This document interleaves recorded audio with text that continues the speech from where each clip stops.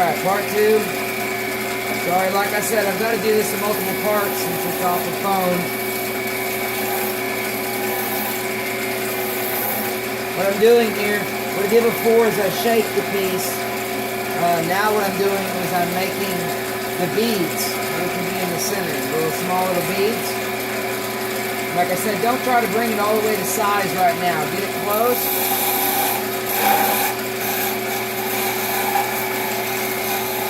And we'll work on that.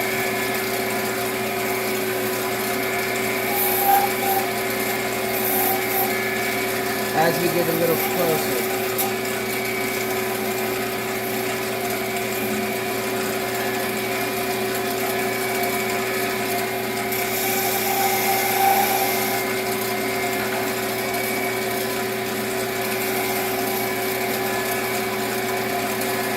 We got our center section here, our mid.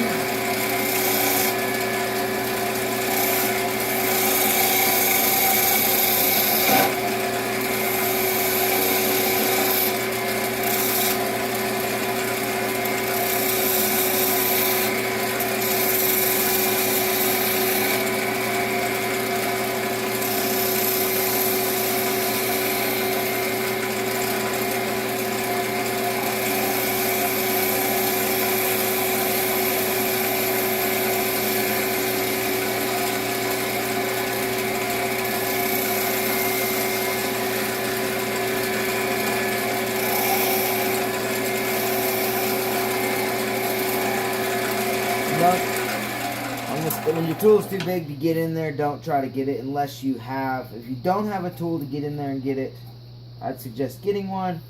But yeah, don't try to get in there and get it with the big tool if it's not going to work, because you could catch your size. You don't want that.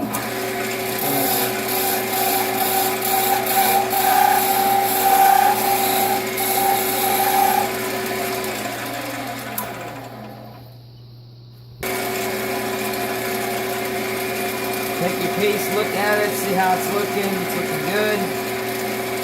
So we'll go ahead and bring this piece down here to size.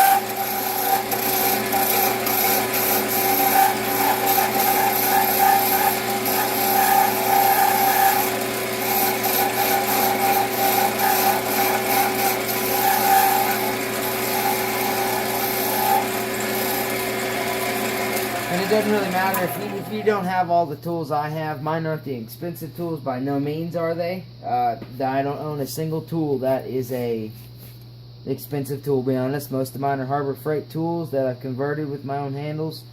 You don't have to have expensive tools to make really pretty things. Really all you have to do is know how to sharpen your tools. And that takes time to learn. If you don't have one, you need to make yourself a fingernail gouge, or I think I've heard them called, but a detailing gouge. And these right here make your life so much easier. We'll go ahead and use the smaller detail gouge. Go ahead and round these up. Actually, no, we won't. I'm sorry. We're going to go ahead and finish this midsection here. Get it shaped out. And also get this piece here shaped out. We've got... this one might be a little smaller, considering that we got a little tear out here from... I'm not sure what that is. Actually, what we can do is I'm going to pause the video. I'm going to fill this full of super glue. Hold this full of super glue and pack some of this applewood dust into it, and then let it cure and harden.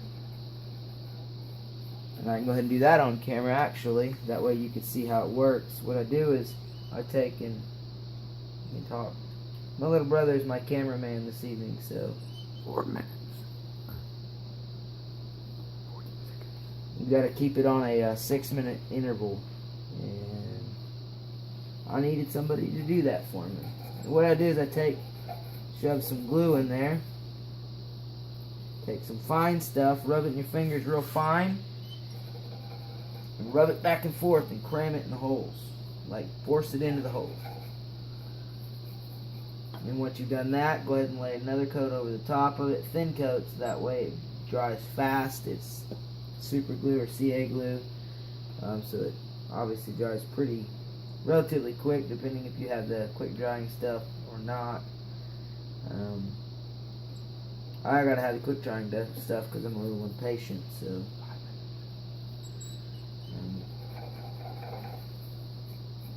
So yeah, all we're doing is we're filling in these sections. That's if you run into something like this. Hopefully your piece of wood doesn't have that, but mine today has that. And there ain't nothing I can do about it. What you can do is put it in your hand. The best stuff that works is the powder, the dust, the small stuff that collects on the lathe.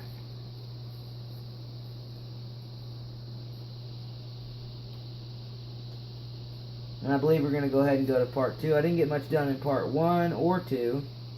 But as we go along, like I said, it's going to be a 10-part movie. So please bear with me and watch all of them.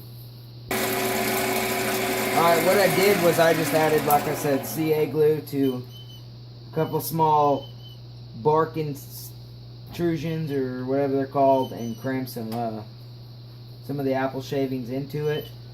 It'll look pretty good when we're done, but right now it doesn't look too pretty. We'll go ahead and shave that down very carefully with a very sharp tool.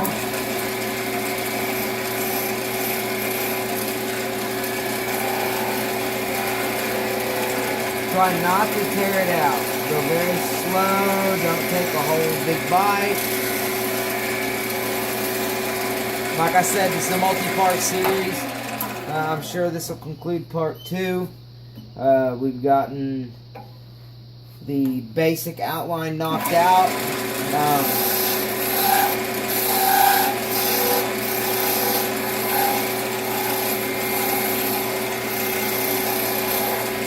On this part here, you want to kind of try to keep it even, like so, kind of like a bow tie.